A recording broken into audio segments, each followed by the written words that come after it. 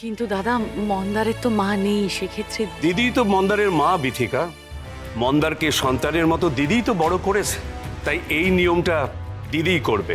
শাওনকে এই বালা পড়ানোর সাহস তোমার কি করে হলো? শাওন, যতই তোর বিয়ে হয়ে যাক না কেন, তুই তো আমাদেরকে ছেড়ে কোথাও যাচ্ছিস না, আমাদের চোখের সামনে ঘোরাঘুরি করবি। তবে খেয়াল রাখিস, প্রত্যেকটি মেয়ের মতো এই বিয়ের পরে তোর জীবনটাও কিন্তু বদলে যাবে। কিন্তু সেই জীবনেও শাওন, যদি কখনো মনে হয় কোনো সমস্যায় পড়েছিস, কষ্ট পাচ্ছিস, মনে রাখিস আমি রইলাম, তোর কাকিমা রইল সারাটা জীবনের জন্য।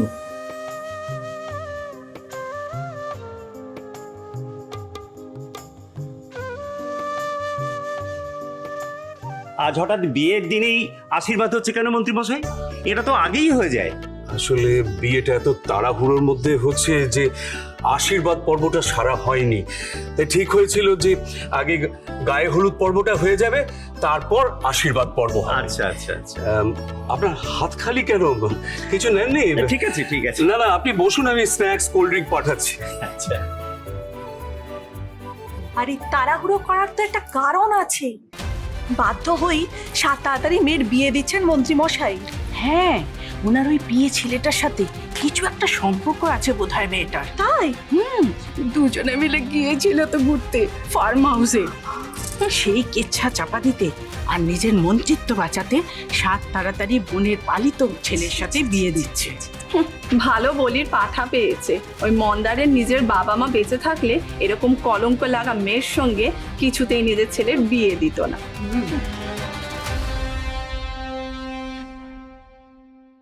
দাদা, দাদা তুমি কিন্তু এইসব কথা একদম কান দিও না। দেখো দাদা, সমালোচনা করা যাদের অভ্যেস তারা সমালোচনা করবেই। দাদা, তুমি তো নিজের মনের জায়গা থেকে এটা অনেস্টলি জানো যে শুধুমাত্র আমাদের শাওনের ভালোর কথা ভেবে তুমি বিয়ে ঠিক করেছো। আর সই গেল তো দাদা, তুমি আর কিচ্ছু ভেবো না, তুমি যাও, তুমি শাওনকে আশীর্বাদ করো দাদা, প্লিজ যাও যাও।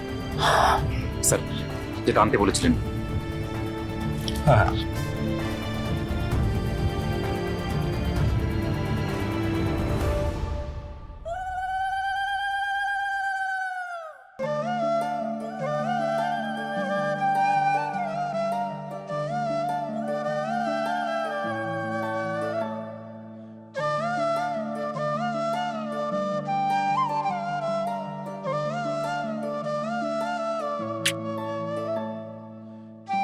থাক থাক, মঙ্গল হোক।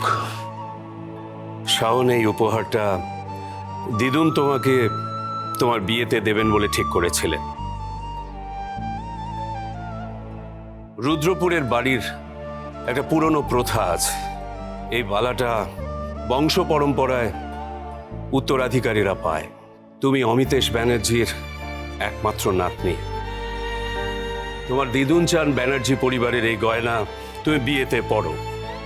তবে মেয়ের শাশুড়িরই মেয়েকে এই গয়না পরিয়ে দেওয়ার একমাত্র অধিকার আছে, অন্য কারণ নয়। কিন্তু দাদা, মন্দারের তো মা নেই, সেক্ষেত্রে দিদি তো মন্দারের মা বিথিকা। মন্দারকে সন্তানের মতো দিদিই তো বড় করেছে, তাই এই নিয়মটা দিদিই করবে। দিদি, দিদি নিচে আয়। এই তো বীরু, বল। এই বালা দুটো শাওনের হাতে পরিয়ে দে, এই অধিকার তোরই। আচ্ছা দেখি।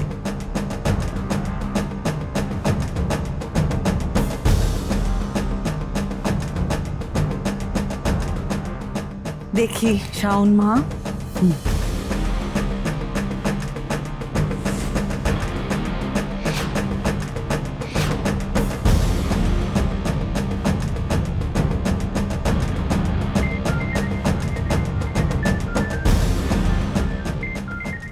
আমি তো বলেছিলাম ধৃতিমানকে ধরতে পারলে তবেই ফোন করবে। নিশ্চয়ই এতক্ষণে ধৃতিমানের খোঁজ পেয়ে গেছে ওরা। এক মিনিট, আমার একটা ভীষণ ইম্পর্টেন্ট ফোন এসছে, আমি এক্ষুনি আসছি। হ্যাঁ, জাস্ট এক্ষুনি। দিদির কি এমন ফোন এলো যে আশীর্বাদ না করে চলে গেল?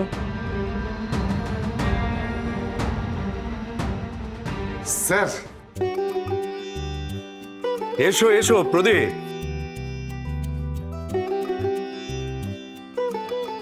আসতে খুব দেরি করে ফেলিনি তো? না না, মোটেই দেরি হয়নি, বরং খুব ভালো সময় এসেছো। বাবা শোনা, একেই বলে আয়োজন। একে দেখলে না চোখ পুরো টেরিয়ে যাবে। চোখ ঘাড় আমার তো সবই টেকে যাচ্ছে। সত্যি কত কত বড় লোকেরা, রোজ না জানি কত কত টাকা এই বাড়িতে ছড়াছড়ি যায় বলো। শাওনের আশীর্বাদ পর্ব চলছে, যাও তোমরাও সেরে নাও, এসো।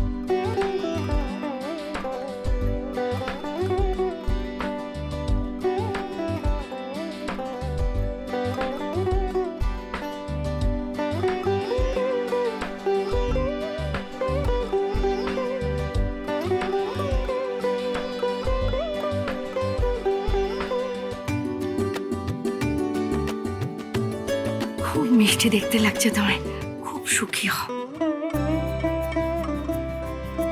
এই সৌভাগ্যবতী হও মা। আমরা না আমাদের সাধ্য মতো যতটুকু পারলাম তেমন একটা উপহার দিলাম। আশা করি তোমার ভালো লাগবে। এই নাও, এটা রাখো।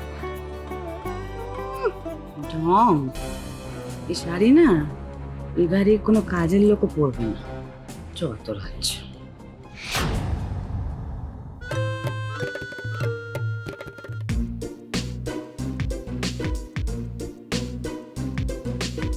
বাবা শোনা, বাবা বালাটা দেখ।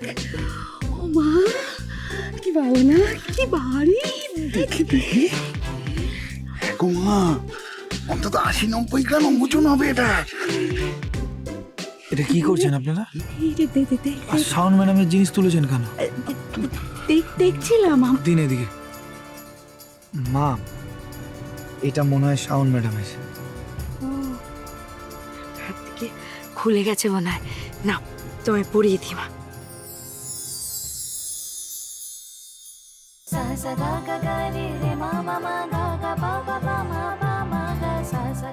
মেয়ের শাশুড়িরই মেয়েকে এই গয়না পরিয়ে দেওয়ার একমাত্র অধিকার আছে, অন্য কারণ নয়।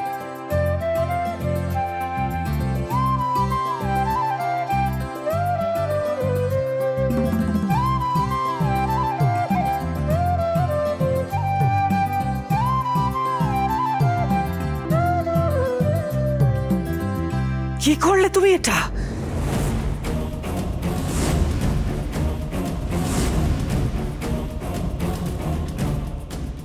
শাওনকে এই বালা পরানোর সাহস তোমার কি করে হলো?